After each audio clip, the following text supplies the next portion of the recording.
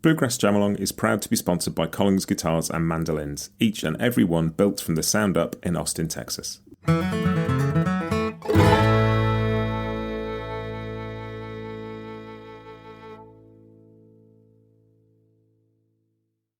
Hi, this is Matt, and you're listening to Bluegrass Jam Along, the podcast for anyone and everyone who loves bluegrass.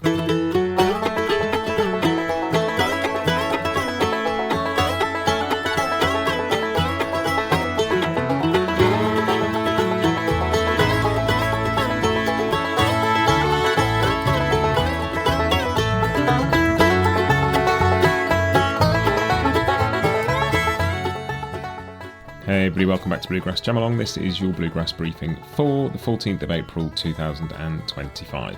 And if you missed it on the podcast last week, I put out a bite-sized episode with Rachel Bayman from an interview we did a couple of years ago about her record Common Nation of Sorrow. I had a fantastic chat with Rachel for that episode, and just listening back to it recently, just was struck by a particular just chunk of it, and so I pulled it out and put it into a bite-sized episode. Just talking about connectivity and communication and conversation and community in music, and it was really interesting, and so I put that out. If you missed it, go and have a listen. It's there on the podcast, and there's some cool stuff coming up. Thanks to all of you who said some cool stuff about the David Grisman episode I did recently. As a result of that, there's going to be some more David Grisman coming on the podcast very soon. This is 50 years since the David Grisman Quintet first got together, will be this summer. And so I thought it'd be a cool thing to celebrate. And so I'm talking to David again about the sort of genesis of the quintet, how that all came together, various sort of strands of his musical life came together into that, and about some of the people that were in the band with him and the records they made, particularly that first quintet record, which I know is such an iconic one for so many people.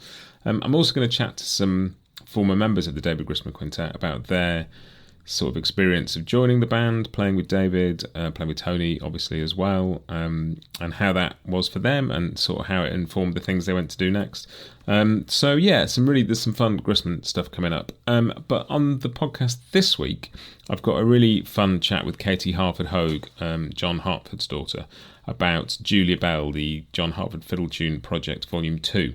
Wonderful record of tunes and some songs with just a whole bunch of amazing musicians, all female. It's a female-produced record, female-engineered. All the performers are female. It's a really cool record. I had a fascinating conversation about that with Katie. So that is coming out on the podcast on Wednesday.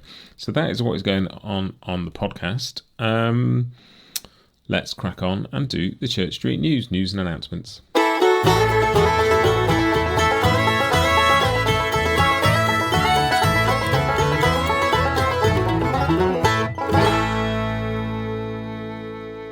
And the main bit of news is just to announce the IBMA has had a sort of bunch of elections for the new set of directors for the board, which it's always interesting to see who is there and what their roles are. I think it's really cool. And the new directors are Christian Scott Benson, who is a director at large, Helen Ludy, who is agents, managers and publicists, Missy Rains, who's going to be representing artists, composers and music publishers, Ariel Rosenberg, event production.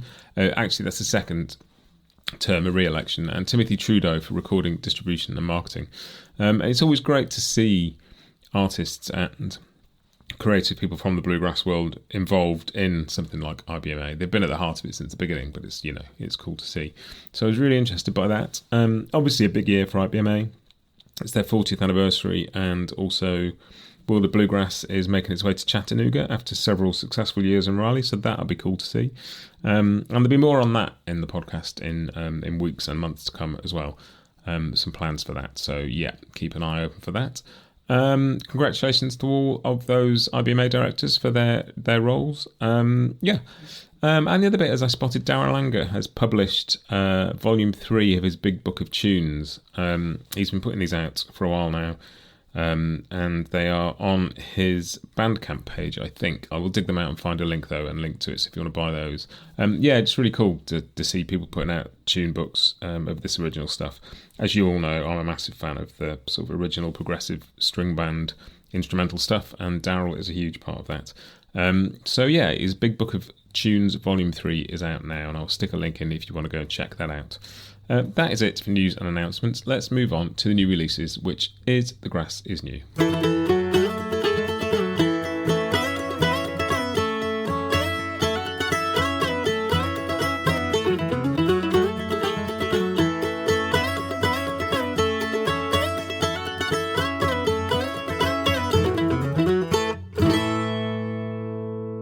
And what's new?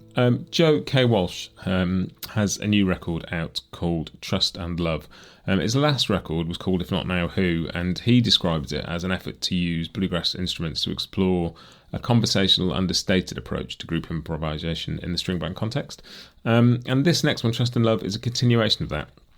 A collection of instrumental love songs of a sort, he describes it as. An understated record for an overstimulating time.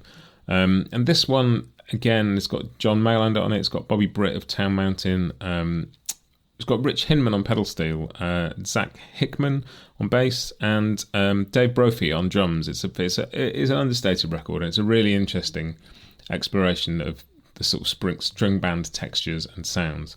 So that's Joe K. Walsh's Trust and Love, and I'm hoping to get Joe on the podcast to have a chat about that record at some point in the next couple of months. That'd be really interesting. But yes, go and check it out. I've stuck a track in the playlist. Go and see what you think. What else? Chris Jones and the Night Drivers have a new single called Plenty Ventured, which I've added to the playlist too. Becky Buller, friend of the podcast, who's been on before, has got a new single called Ride On By, which is great, and that is also in the Grass is Mostly New playlist. Sister Sadie have a new track co-written by Deanie Richardson called Let the Circle Be Broken, which is a song about generational trauma and abuse and kind of not passing it on through the generations. Yeah, I mean, you know, something that will resonate a lot with a lot of people who've lived through things and seen things passed down through their families, including me. And so, yeah, really cool song. Go and listen to Let the Circle Be Broken, which is also on the playlist from Sister Sadie. And finally, last but very much not least, a surprise new record from Billy Strings and Bryan Sutton. And this actually landed on Monday last week, but just after I'd recorded last week's episode, and don't think many people were expecting it. It's a live record of them at the Legion, you know, an hour and a bit of just top quality stuff. It is astonishing. It's well recorded. It's full of fun. It's full of extraordinary playing, as you'd expect, but also extraordinary listening, if that makes sense. You can hear them kind of paying attention to each other, and like just I stuck headphones on and just got totally lost in it. And Billy's singing is great. They sing really well together. The highlight for me, there's a version of Groundhog on there that is just understated and yet really kind of stretches out in an improvisational kind of fashion as well. And just, it's an amazing album. I've fallen in love with it already, and I'll be listening to it for some time to come. But go and check out Billy Strings and Bryan Sutton live at the Legion. It is a cracking record. And it's just a treat to get to hear Billy kind of play that sort of stuff in that sort of context as well, because amongst all the other stuff he does, which is also all brilliant, it's good to hear him do that. And it's always a treat to hear Bryan Sutton, as I'm sure all of you would agree. Just remains to do Scroll On Buddy. And in my ears this week, and Scroll On Buddy, I'm a big Steve Earle fan, as a lot of you will know.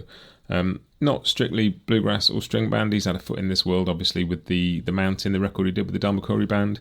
He has had a foot in this world with Trainer Come In, the record that he did with Peter Rowan and Norman Blake, Roy Husky Jr. And he's also, you know, he's played so much with so many people that sit in and around this world. And some of his songs are favourites of people in the string band world. And he's heading out on a tour to commemorate 50 years of his career, and he's heading out solo and acoustic to sort of celebrate 50 years of songwriting and performing, and all over North America. So I'll put a link in the show notes. Go and check that out. I'm sure that will be fun. I love Steve Earle, and I would love to go and see that. So hopefully he makes it over here as well. And the final thing, just in my ears this week, obviously has been Billy Strings and Bryan Sutton. I've been listening to it since it came out on Monday and just loving it. I cannot recommend it enough. Put it on. It's one of those that just is great just to have on in the room while you're doing other stuff. It's also really rewards sitting down and putting your headphones on and just kind of pretending you're there as well. Cannot recommend that record enough. I absolutely love it. That is it for this week. All the usual stuff applies about the website, all the chord charts, lists of episodes, everything is on there as you would expect. All the links to come and find me on social media and to come and say hello, which I would love it if you did. And that's it. Come back on Wednesday. We'll have the Katie Harford Hogue episode. And stick around because there's some really fun stuff coming on the podcast in the next couple of months. That is it for this week. I'll see you next time. Happy picking.